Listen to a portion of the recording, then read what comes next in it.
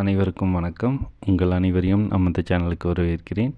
இன்றைக்கி நாம் பார்க்க போகிறது எதை பற்றின்னு பார்க்கும்போது, ஜென்ரல் டர்னில் எப்படி செலக்ட் ஆகி நம்ம பிஜிடிஆர்பியில் நமக்கு கவர்மெண்ட் ஜாப் கிடைக்கணுங்கிறத பற்றி தான் நம்ம பார்க்க போகிறோம்.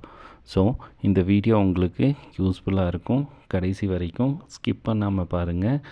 இந்த வீடியோ உங்களுக்கு பிடிச்சிருந்தா கண்டிப்பாக லைக் பண்ணுங்கள், உங்கள் ஃப்ரெண்ட்ஸுக்கும் ஷேர் பண்ணுங்கள். வாங்க வீடியோவுக்கு போகலாம். ஸோ முதல்ல நாம் தெரிஞ்சிக்க வேண்டியது என்ன அப்படின்னு பார்க்கும்போது, எந்த ஒரு கேட்டகரி ஆனாலும் சரி, அதாவது நம்ம ஜென்ரல் டர்ன் எடுத்துட்டாலும் சரி, இல்லாட்டி கம்யூனிட்டி கோட்டாவாக இருந்தாலும் சரி, ஸோ ஒவ்வொரு கேட்டகரியிலையும் அதை 3ஆக பிரிச்சிருப்பாங்க. ஃபர்ஸ்ட் ஒன் என்ன அப்படின்னு பார்க்கும்போது, ஆண்களுக்கும் பெண்களுக்கும் பொதுவான ஒரு ஜென்ரல் டர்ன் இருக்கும். அதுக்கப்புறம் உமன்ஸ் கோட்டா இருக்கும். ஸோ ஜென்ரல் டர்ன்லேயும் உமன் இருக்கும், அல்லது கம்யூனிட்டிலேயும் உமன் கோட்டா இருக்கும். மூணாவதாக தமிழ் வழியில் படித்தவங்களுக்கு பிஎஸ்டிஎம் கோட்டா அப்படின்னு இருக்குது. ஸோ அப்போது ஒவ்வொரு கேட்டகரியிலையும் 3ஆக பிரிச்சிருப்பாங்க. ஸோ அப்படி 3ஆக பிரிக்கும்போது நமக்கான வாய்ப்புக்கூறுகள் என்ன அப்படின்னு நம்ம தெரிஞ்சுக்கணும். ஸோ அதுக்கு தகுந்த மாதிரி நம்மளோட எக்ஸாமுக்கு நாம் ப்ரிப்பேர் ஆகணும். உதாரணத்துக்கு ஒரு கேட்டகரியில் 20 போஸ்டிங் இருக்குது அப்படின்னா, அதில் நமக்கு எவ்வளோ வாய்ப்புகள் இருக்குது அப்படின்னு நாம் தெரிஞ்சுக்கணும். அப்போது அந்த 20 போஸ்டிங்கில் யார் யாருக்கு எப்படி வாய்ப்புகள் இருக்குது அப்படிங்கிறத நாம் இப்போ பார்க்கலாம். ஸோ முதல்ல உமன் வித் பிஎஸ்டிஎம் அப்படின்னு எடுத்துட்டோன்னா, அவங்களுக்கு அந்த 20 போஸ்டிங்லேயும் போட்டியிட வாய்ப்புகள் இருக்குது. அது உமன் வித்தவுட் பிஎஸ்டிஎம் அப்படின்னு பார்க்கும்போது, அவங்க காமன் டர்ன்லேயும் அதுக்கப்புறம் உமன் கோட்டாவிலையும் அவங்களுக்கு வாய்ப்புகள் இருக்குது.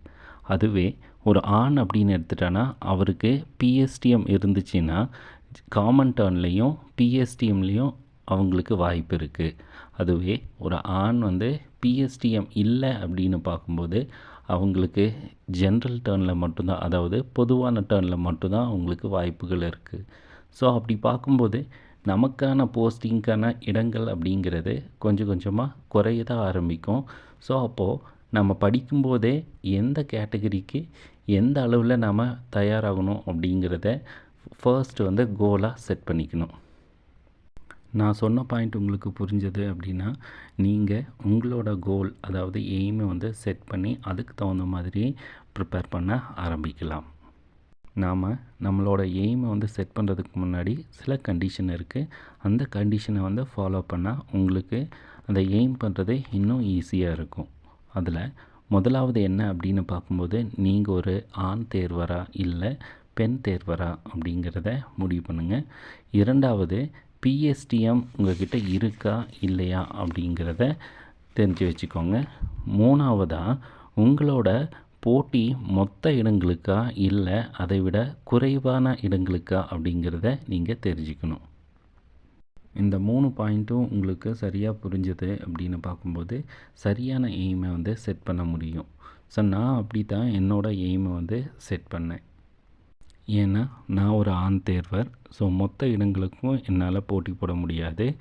ரெண்டாவதாக, பிஎஸ்டிஎம் என்கிட்ட இல்லை. ஸோ இன்னும் எனக்கான காலி இடங்கள் குறைய தான் ஆரம்பிக்கும்.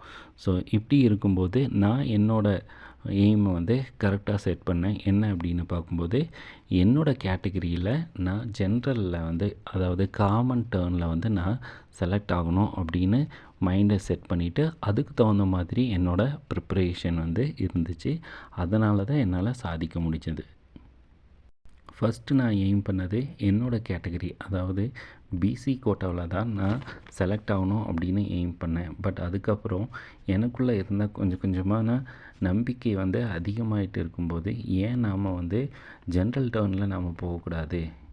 ஏன்னா பிசி அப்படின்னு எடுத்துட்டோன்னா காம்படிஷன் ஹெவியாக இருக்கும். அதை விட ஜென்ரல் டர்ன்லேயும் இன்னும் காம்படிஷன் அதிகமாக இருக்கும். ஸோ நமக்கு இருக்கிற ஒரு குறைவான இடத்துல நம்ம போட்டியிடுறதை விட நமக்கான ஆப்பர்ச்சுனிட்டி இன்னும் இன்க்ரீஸ் பண்ணிட்டா நம்மளோட கேட்டகரியிலையும் நமக்கு வாய்ப்புகள் இருக்கும். அதே மாதிரி ஜென்ரல் டர்ன்லேயும் நமக்கு வாய்ப்புகள் இருக்குது. ஸோ அப்போ பார்க்கும்போது இந்த போஸ்டிங்க்கான எண்ணிக்கை அதிகமாகும்போது நம்மளோட காம்படிஷன் கொஞ்சம் குறையும். அப்படிங்கிறதால என்னோடய எய்மை நான் ஜென்ரல் டர்னில் ஃபிக்ஸ் பண்ணிட்டேன்.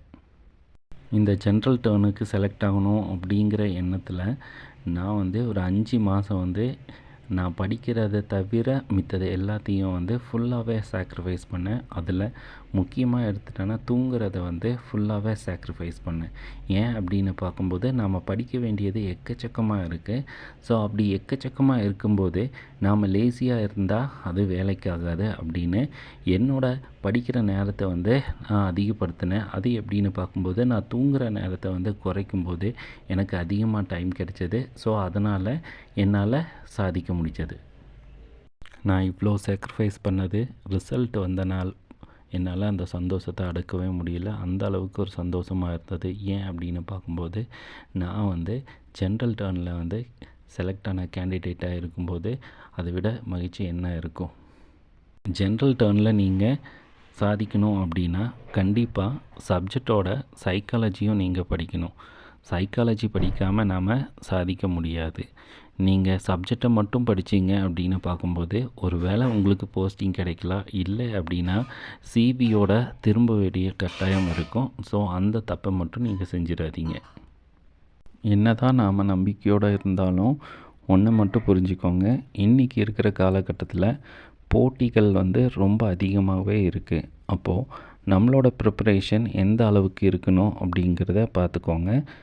எப்போவுமே நம்மளோட எய்மை வந்து நம்மளோட நம்பிக்கையை விட ஒரு படி மேலே தான் நம்ம வச்சுக்கணும். அப்போ தான் நாம் நினச்சது நடக்கும். நாம் படிக்க ஆரம்பிக்கும் போதே நான் இந்த டேர்னில் வந்து பாஸ் பண்ணணும், இந்த டேர்னில் எனக்கு வேலை கிடைக்கணும் அப்படிங்கிறத மறக்காமல் மைண்டில் ஃபிக்ஸ் பண்ணிக்கோங்க. அடுத்து நாம் தெரிஞ்சிக்க வேண்டியது என்ன அப்படின்னா, எல்லாருமே நம்மளை மாதிரி தான் ப்ரிப்பேர் பண்ணிகிட்டு இருப்பாங்க.